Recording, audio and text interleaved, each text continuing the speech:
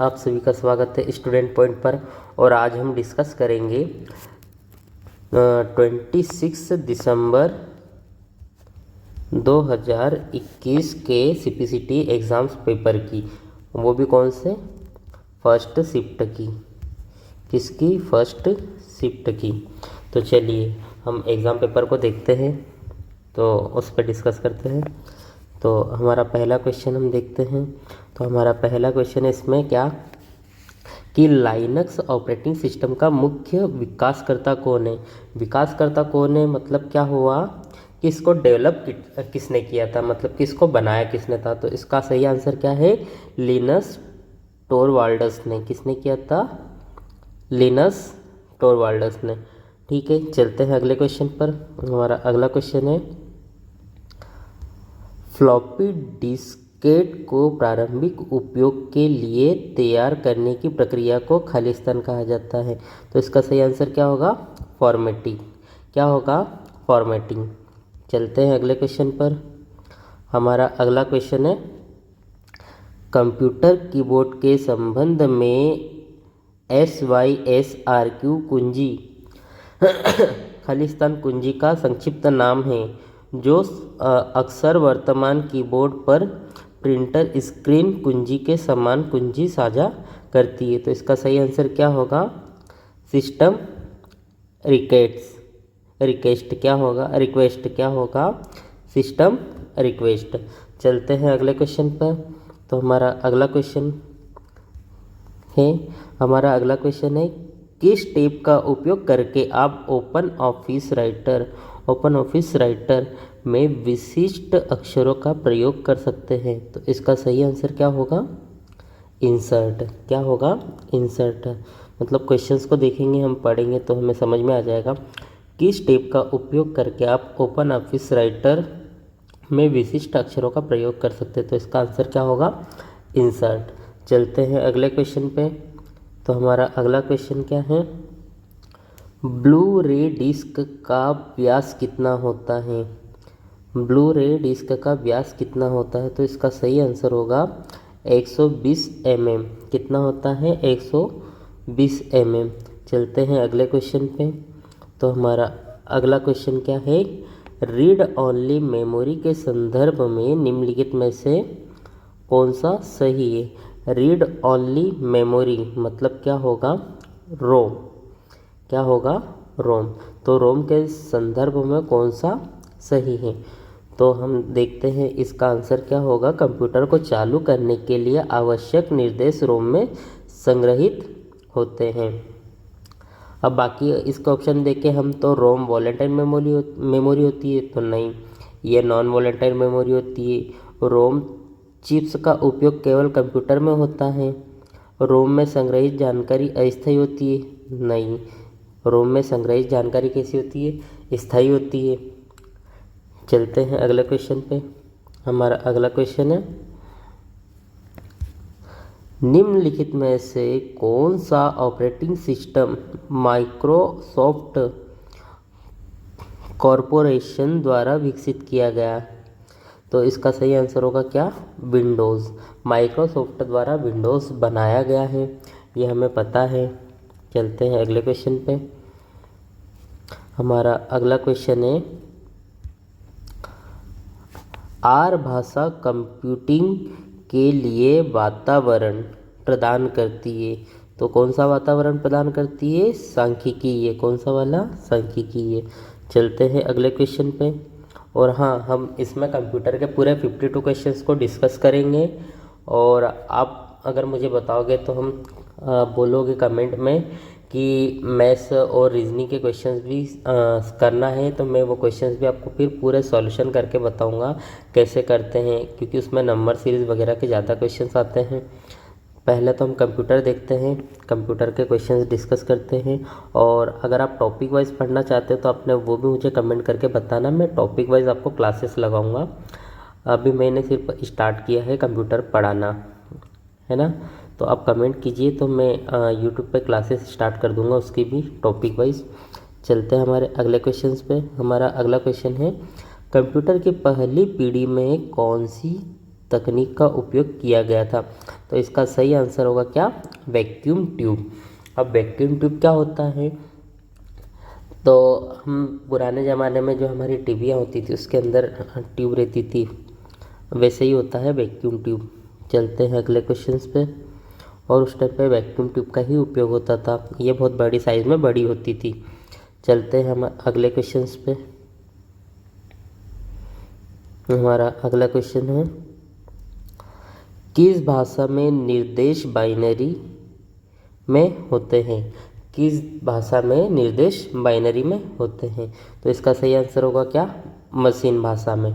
और बाइनरी में होंगे मतलब क्या होंगे, 0 एंड 1 के फॉर्म में होंगे। कैसे फॉर्म में होंगे, 0 और 1 के फॉर्म में होंगे। और कंप्यूटर इसी लैंग्वेज को समझता है। कौन सी लैंग्वेज को, 0 और 1 की लैंग्वेज को समझता है।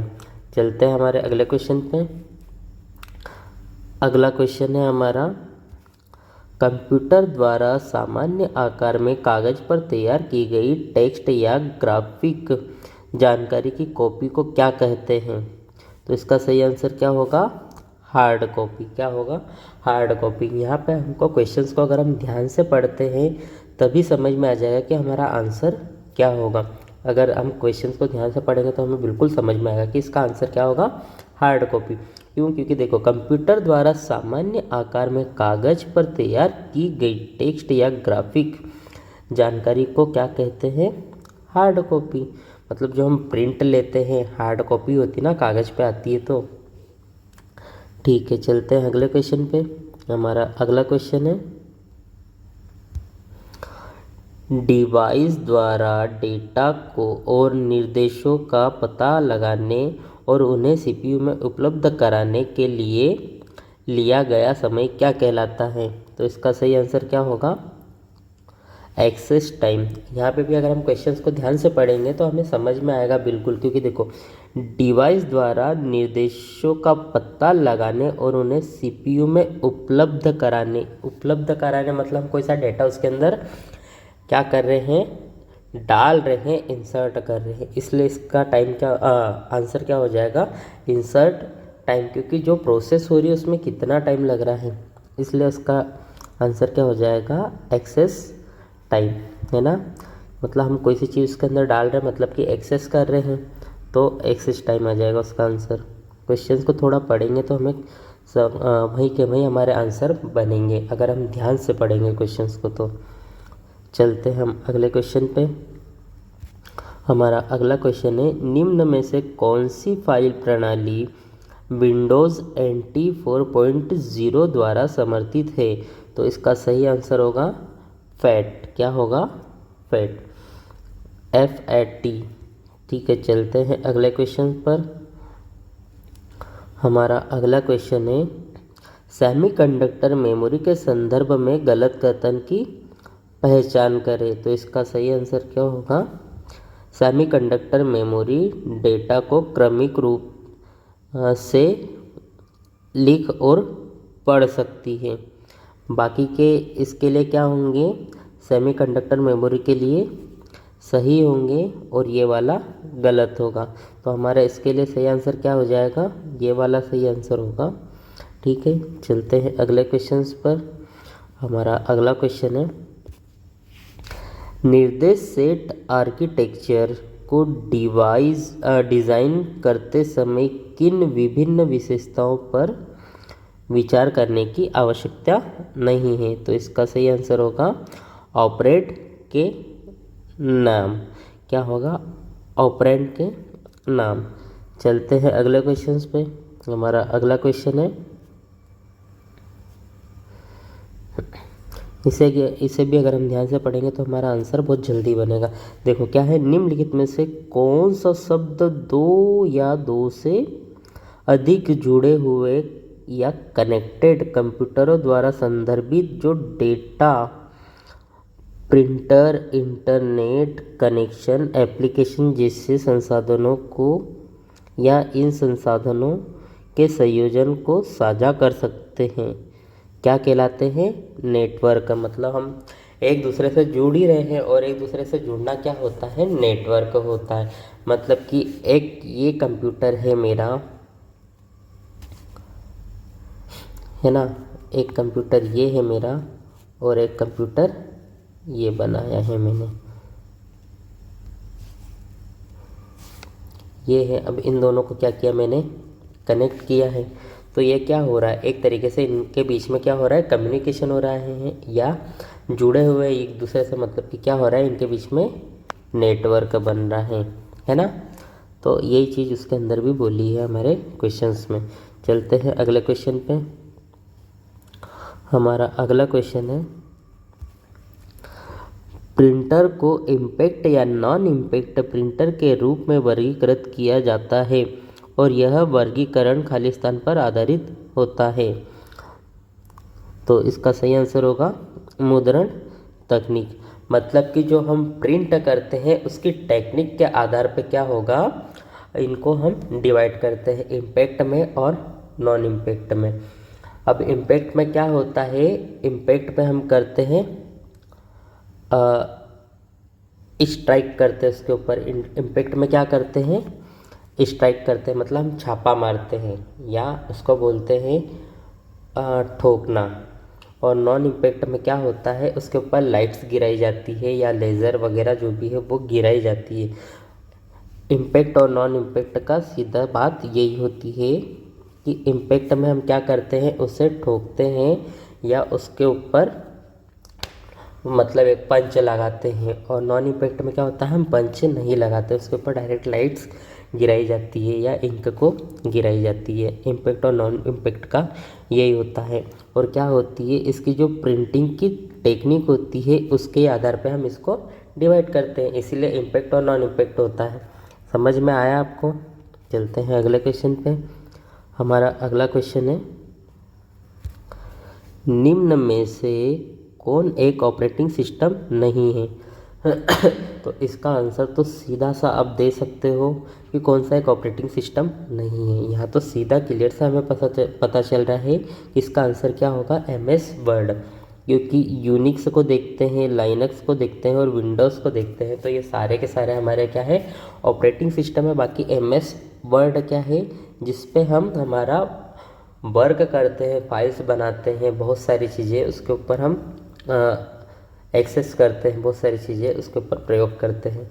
बट ये जो लाइनक्स, यूनिक्स और विंडोज़ है, ये हमारे क्या होते हैं, ऑपरेटिंग सिस्टम होते हैं। चलते हैं अगले क्वेश्चन पे। इसका आंसर भी बहुत बहुत जल्दी आप बता दोगे कि मॉडेम शब्द का निम्नलिखित में से क्या अर्थ है। तो इसका सही आंसर होगा क्या, मॉड्यूलेशन एंड डिमॉड्यूलेशन। मतलब कि मॉडेम का नाम ही होता है मॉड्यूलेशन और डिमॉड्यूलेशन। MO का क्या हो जाता है, मॉड्यूलेशन हो जाता है, MO से होता है मॉड्यूलेशन और DEM से होता है डिमॉड्यूलेशन। ऐसे ही बनता है हमारा मॉडेम का मॉड्यूलेशन एंड डिमॉड्यूलेशन। तो इसका सही आंसर क्या होगा, मॉड्यूलेशन एंड डिमॉड्यूलेशन। चलते हैं अगले क्वेश्चंस पे। हमारा अगला क्वेश्चन है, आप वायर्ड इक्विवेलेंट प्राइवेसी को कैसे परिभाषित करते हैं। तो इसका सही आंसर क्या होगा, यह एक सुरक्षा एल्गोरिथ्म है, मतलब कि वायरलेस नेटवर्क के लिए है। चलते हैं अगले क्वेश्चन पे। अगला क्वेश्चन है हमारा, सामान्य तौर पर LCD और LED प्रिंटर खालिस्तान प्रिंटर के समान प्रिंट गुणवत्ता प्रदान करते हैं, लेकिन प्रायः यह बहुत खालिस्तान मूल्य पर होते हैं। मतलब कि कैसे काम करते हैं, LCD और LED प्रिंट कैसे काम करते हैं, तो लेज़र के समान काम करते हैं और इनकी जो प्राइस होती है वो कैसी होती है, कम होती है। तो इसका सही आंसर क्या हो जाएगा, लेज़र और कम। कि मतलब कि LCD और LED प्रिंटर कैसे होते हैं, किसके समान काम करते हैं, लेज़र के समान काम करते हैं। कैसे काम करते हैं, लेज़र के समान। और इनकी जो कीमत होती है वो कैसी होती है, कम होती है ना। समझ में आ रहा है। चलते हैं अगले क्वेश्चन पे। हमारा अगला क्वेश्चन है, कंप्यूटर दो या अधिक कंप्यूटर दो या अधिक कंप्यूटरों के बीच डेटा, प्रोग्राम या सूचना को साझा करने की प्रक्रिया है। तो क्या होगा? संचार। मतलब कि क्या हो रहा है, एक दूसरे से शेयर कर रहे हैं, वो चीज़ों को क्या कर रहे हैं, शेयर कर रहे हैं। वो क्वेश्चंस में ही हमें बोल रहा है कि क्या कर रहा है, साझा कर रहा है, मतलब शेयर कर रहा है। और शेयर करना ही क्या होता है, संचार। क्या होता है, संचार। मतलब दोनों एक दूसरे से कांटेक्ट में और एक दूसरे को चीज़ें आदान प्रदान कर रहे हैं। मतलब कि जैसे एक कंप्यूटर ये है और एक कंप्यूटर ये है, ये दो कंप्यूटर हैं, ठीक है। अब ये दोनों क्या है, एक दूसरे से कनेक्ट है। अब मुझे क्या करना है, मैं यहाँ से डेटा इसको दे रहा हूँ और फिर ये मुझे डेटा दे रहा है। मतलब क्या हो रहा है, एक दूसरे से हमारा क्या हो रहा है, आदान प्रदान हो रहा है। तो ये क्या हो रही है, शेयरिंग हो रही है हमारी। क्या हो रही है, शेयरिंग। और इस शेयरिंग को ही हम बोलते हैं क्या, संचार। चलते हैं अगले क्वेश्चन पे। हमारा अगला क्वेश्चन क्या है, किसी अन्य की पहचान का प्रयोग कर अथवा किसी अन्य विधि से किसी सॉफ्टवेयर पर पहुंच प्राप्त करने को खालिस्तान कहा जाता है। अनाधिकृत पहुंच मतलब अनऑथोराइज्ड एक्सेस, मतलब हम किसी की बिना परमिशन से अगर उसके अकाउंट को भी खोलते हैं, उसकी साइट्स पे जाते हैं या उसके सॉफ्टवेयर पर वर्क करते हैं, तो क्या होता है, वो अनऑथोराइज्ड होती है। मतलब कि अनधिकृत पहुंच होती है। मतलब कि हम उसके बिना परमिशन से हम उसके चीज़ों का उपयोग कर रहे हैं। ठीक है, चलते हैं अगले क्वेश्चन पे। क्योंकि हमारे पास टाइम नहीं है, हमें 52 क्वेश्चंस करने हैं और हमें 20 से 25 मिनट के अंदर पूरे क्वेश्चंस करने हैं, इसलिए मैं आपको ज़्यादा एक्सप्लेन नहीं कर पा रहा हूँ। आप मुझे कमेंट में बताओगे तो मैं आपकी क्लासेस स्टार्ट कर दूँगा। क्लासेस में आपको बहुत अच्छे तरीके से मैं समझाऊँगा कि कैसे होता है। हम टॉपिक वाइज डिटेल्ड पूरा पढ़ेंगे और जो खास टॉपिक है वो तो आपको एग्ज़ाम से पहले मैं कवर करवा दूँगा, बस आप मुझे कमेंट करके बताना। चलिए चलते हैं अगले क्वेश्चन पे। किसी वेबसाइट पर आने वाले कंप्यूटरों को सुनिश्चित करता है कि वेबसाइट वैध है और उचित सुरक्षा प्रदान करती है। क्या? डिजिटल प्रमाण पत्र। मतलब इसके थ्रू हम पता लगा सकते हैं कि जो वेबसाइट है वो वैध है और सुरक्षित है या नहीं है। चलते हैं अगले क्वेश्चन पे। हमारा अगला क्वेश्चन है, OpenOffice.org प्रस्तुतिकरण को सहज के लिए कौन से फाइल फॉर्मेट का उपयोग किया जाता है? तो इसका सही आंसर क्या होगा, .odp। चलते हैं हमारे अगले क्वेश्चन पे। हमारा अगला क्वेश्चन है, चेक पर प्रिंटेड बैंक के कोड नंबर और चेक नंबर का पता खालिस्तान रीडर द्वारा लगाया जाता है। तो इसका सही आंसर क्या होगा, MICR। MICR क्या होती है? तो MICR होता है एक हमारा इनपुट डिवाइस क्या होती है, MICR होती है हमारी एक इनपुट डिवाइस जिसका नाम होता है मैग्नेटिक इंक कैरेक्टर रीडर। ठीक है, अब ये होता क्या है और इसका उपयोग कहाँ होता है, बैंक में होता है। और ये जो चेक पर जो नंबर लिखे होते हैं, अगर हम ये चेक है हमारा तो यहाँ पे कुछ नंबर लिखे होते हैं, चेक नंबर, तो उसको रीड करने के लिए MICR का उपयोग किया जाता है ना। जैसे कि यहाँ 50245 ऐसा लिखा हुआ रहता है, नंबर्स चेक पे लिखे हुए रहते हैं अलग अलग इंक से, तो उसको रीड करने के लिए MICR का उपयोग किया जाता है ना। और MICR का फुल फॉर्म क्या है, मैग्नेटिक इंक कैरेक्टर रीडर। ठीक है, चलते हैं अगले क्वेश्चन पर। हमारा अगला क्वेश्चन है, MP3 संपीड़न फॉर्मेट क्या है? तो क्या है ये, हानिकारक फॉर्मेट है। कैसा फॉर्मेट है, हानिकारक फॉर्मेट है। चलते हैं अगले क्वेश्चन पे। हमारा अगला क्वेश्चन है, निम्नलिखित में से कौन सी विभिन्न 3D प्रिंटिंग तकनीक है? तो इसका सही आंसर क्या हो जाएगा, दिए गए सभी विकल्प। मतलब कि fuse deposition modelling, fused filament fabrication और सिलेक्टिव लेज़र सिंटरिंग, मतलब कि ये तीनों के तीनों हैं, है ना। क्या है? 3D प्रिंटिंग तकनीक है। चलते हैं अगले क्वेश्चन पे। हमारा अगला क्वेश्चन, कंप्यूटर प्रोग्राम को निष्पाद करते समय मध्यवर्ती परिणामों को संग्रहित करने के लिए ALU द्वारा निम्न में से किसका उपयोग किया जाता है? तो किसका किया जाता है? एक्यूमुलेटर का। किसका उपयोग किया जाता है? एक्यूमुलेटर का। और ALU क्या है? ये कंप्यूटर की यूनिट होती है, CPU की यूनिट होती है कंप्यूटर की एक तरीके से, है ना। चलते हैं हम अगले क्वेश्चन पे। हमारा अगला क्वेश्चन है, जब चाइल्ड प्रोसेस को किल करने से पहले पेरेंट्स प्रोसेस को किल किया जाता है तो इनाइट प्रोसेस इसकी नई PPID, जिसको बोलते हैं पेरेंट प्रोसेस ID, हो जाती है। उस समय इन प्रोसेसों को कहा जाता है, तो क्या कहा जाता है?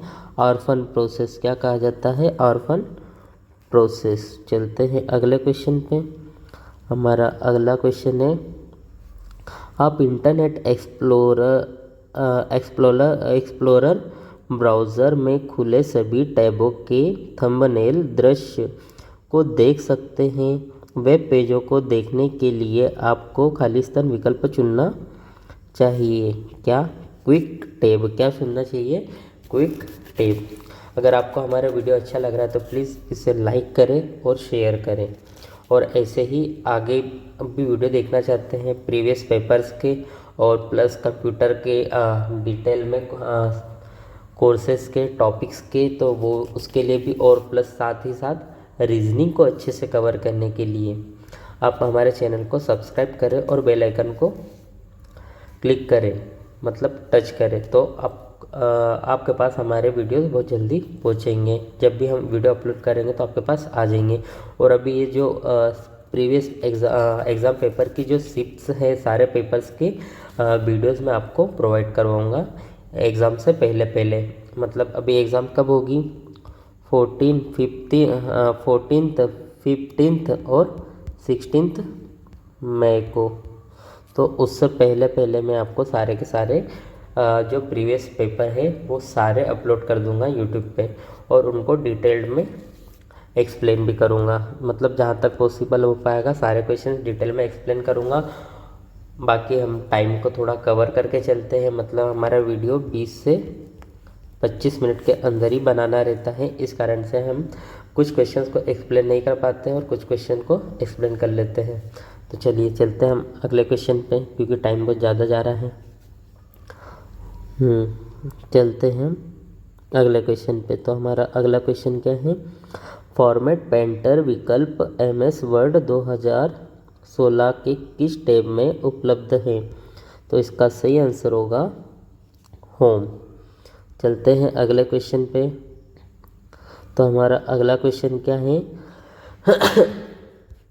MS वर्ड 2013 डॉक्यूमेंट में क्लिपबोर्ड सामग्री को पेस्ट करने के लिए निम्न में से किस शॉर्टकट कुंजी का उपयोग किया जाता है? तो इसका सही आंसर होगा Ctrl+V। जैसे कि हम क्या करते हैं, किसी भी टेक्स्ट को कॉपी करते हैं और उसको जब पेस्ट करना रहता है, एक जगह से दूसरी जगह सेव करना रहता है, तो वहाँ पे हम किसका यूज़ करते हैं? Ctrl+V का यूज़ करते हैं। चलते हैं अगले क्वेश्चन पे। हमारा अगला क्वेश्चन है, आप मित्र के साथ तत्काल और रियल टाइम कम्युनिकेशन के लिए क्या उपयोग करेंगे? तो इसका क्या आंसर होगा? Instant messaging. क्या होगा? इंस्टेंट मैसेजिंग, है ना। चलते हैं अगले क्वेश्चन पे। अगले क्वेश्चन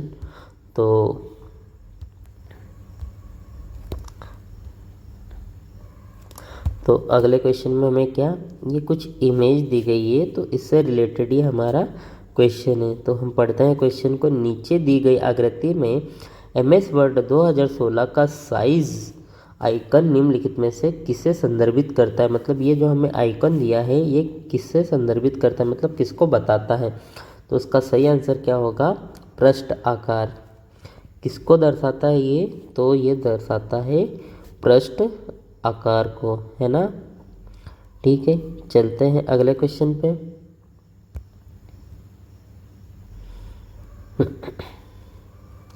अगला क्वेश्चन है हमारा, MS एक्सेल की निम्नलिखित में से कौन सी विशेषता सामग्री को त्वरित रूप से कॉपी करने और उसी पंक्ति या कॉलम में आसन्न सेल में पोस्ट करने के लिए उपयोग की जाती है। तो इसका सही आंसर होगा फिल हैंडल। क्या होगा, फिल हैंडल। चलते हैं अगले क्वेश्चन पे। अगला क्वेश्चन है हमारा, ट्रैक चेंज के संदर्भ में reviewing pen command MS Word 2019 के अलग खाली स्थान में रिविजन्स को दर्शाती है। तो इसका सही आंसर क्या होगा, पेन। चलते हैं अगले क्वेश्चन पे। हमारा अगला क्वेश्चन है, एनवलप और लेबल कमांड MS वर्ड 2016 के टैब के क्रिएट ग्रुप में मौजूद होते हैं। तो इसका सही आंसर क्या होगा, मेलिंग। क्या होगा, मेलिंग। चलते हैं अगले क्वेश्चन पे। तो हमारा अगला क्वेश्चन क्या है कि माइक्रोसॉफ्ट वर्ड 2007 और बाद के संस्करणों में डॉक्यूमेंट के लिए डिफ़ॉल्ट फाइल एक्सटेंशन क्या है। तो इसका सही आंसर होगा डॉक्स। क्या होगा, डॉक्स, DOCX। मतलब कि अगर हम फाइल को मतलब ये डिफ़ॉल्ट फाइल के इससे सेव होती है, मतलब अगर हम उसे कोई नाम नहीं देते हैं तो डायरेक्ट वो किस नाम से सेव होती है, डॉक्स के नाम से सेव होती है। चलते हैं अगले क्वेश्चन पे।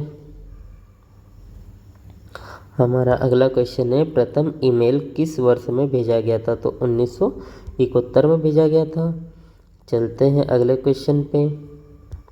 तो देखते हैं, भीम ऐप के माध्यम से किए गए लेन देन को कैसे देखा जा सकता है। तो इसका सही आंसर होगा, भीम की होम स्क्रीन पर जाए और लेन देन में देखें। मतलब कि भीम की होम स्क्रीन पर जाए और उसमें ट्रांजैक्शन वाला जो पोर्शन आता है उस पर क्लिक करेंगे तो वहाँ हमें पता चल जाएगा, मतलब कि लेन देन, है ना। चलते हैं अगले क्वेश्चन पे। हमें फटाफट क्वेश्चंस को ख़त्म करना है, अब ज़्यादा टाइम नहीं है हमारे पास। चलते हैं अगले क्वेश्चन पे। चार्ट MS एक्सेल में अलग अलग मदों के बीच तुलना दिखाने में उपयोगी है। तो इसका सही आंसर क्या होगा, बार। चलते हैं अगले क्वेश्चन पे। अगला क्वेश्चन है हमारा, पैराग्राफ के बीच में ब्रेक को रोकता है जिसे आप एक साथ रखना चाहते हो, क्या। Keep lines together. इसका सही आंसर होगा कीप लाइन्स टुगेदर। चलते हैं हम अगले क्वेश्चन पे। तो हमारा अगला क्वेश्चन क्या है, MS वर्ड 2007 में यदि आप एंड के प्रतिस्थापन में कुछ विराम चिन्ह जोड़ना चाहते हैं और आप फाइंड और रिप्लेस का उपयोग कैसे करेंगे। तो इसका सही आंसर होगा Ctrl+H, फिर एन टाइप करें, फिर रिप्लेस विद कॉलम में अपने वांछित विराम चिन्ह को टाइप करें। चलते हैं अगले क्वेश्चन पे। अगला क्वेश्चन है हमारा, रघु वर्ड डॉक्यूमेंट में काम कर रहा है। जब उसने C टाइप किया तो ऑटो करेक्ट तुरंत खाली स्थान प्रतीक सम्मिलित करता है, क्या। कॉपीराइट। क्या करता है, कॉपीराइट। चलते हैं अगले क्वेश्चन पे। हमारा अगला क्वेश्चन है, MS वर्ड 2010 में यदि गटर साइड मार्जिन में जोड़ी गई अतिरिक्त स्पेस है तो गटर के आकार को खाली स्थान में नहीं मापा जा सकता है, किसमें, लाइन की संख्या में। चलते हैं अगले क्वेश्चन पे। हमारा अगला क्वेश्चन है MS वर्ड 2013 में टेबल ड्रॉ करने के तरीका क्या है? तो इसका सही आंसर होगा इंसर्ट टैब पर क्लिक करें, फिर टैब ग्रुप में जाए और ड्रॉ टेबल चुनें। चलते हैं अगले क्वेश्चन पे। हमारा अगला क्वेश्चन है MS एक्सेल 2007 में लेआउट तब उपयोगी होता है जब आप विपट टेबल चौड़ाई को कम करना चाहते हैं और पंक्ति फील्ड हेडिंग के संबंध नहीं होते। तो इसका सही आंसर क्या होगा? Compact form. चलते हैं अगले क्वेश्चन पे। हम देखिए क्या है, सम्मुख पेज वाले डॉक्यूमेंट के लिए खाली स्थान मार्जिन अच्छी मानी जाती है, जिससे बाउंड रिपोर्ट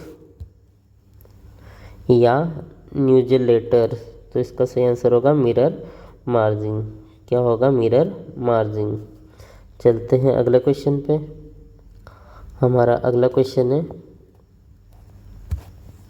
MS वर्ड 2016 में कीबोर्ड शॉर्टकट का प्रयोग करके आप कैसे बदल सकते हैं? तो इसका सही आंसर होगा Shift+F3। क्या होगा? Shift+F3। चलते हैं अगले क्वेश्चन पे। तो हमारा अगला क्वेश्चन है MS वर्ड 2016 में मेलिंग टैब में प्राप्तकर्ता का चयन फीचर मेल मर्ज प्रक्रिया के निम्नलिखित में से किस चरण से संबंधित है? तो इसका सही आंसर होगा तीसरे। चलते हैं अगले क्वेश्चन पर, और यह हमारा आखिरी क्वेश्चन है। यह हमारा आखिरी क्वेश्चन है। तो क्या है, ब्लू रे एन्कोडिंग के संदर्भ में निम्नलिखित में से कौन सा HD कोडेक है? तो इसका सही आंसर होगा H.264। क्या होगा? H.264। Thank you so much. अगर आपको हमारा वीडियो अच्छा लगा है तो प्लीज़ आप इसे लाइक करें और शेयर करें, और आगे भी ऐसे ही वीडियो देखना चाहते हो तो प्लीज़ हमारे चैनल को सब्सक्राइब करें और बेल आइकन को क्लिक करें, ताकि आपको हमारे आने वाले वीडियोस के बारे में जल्दी से जानकारी मिल सके और आप उसे देख सके।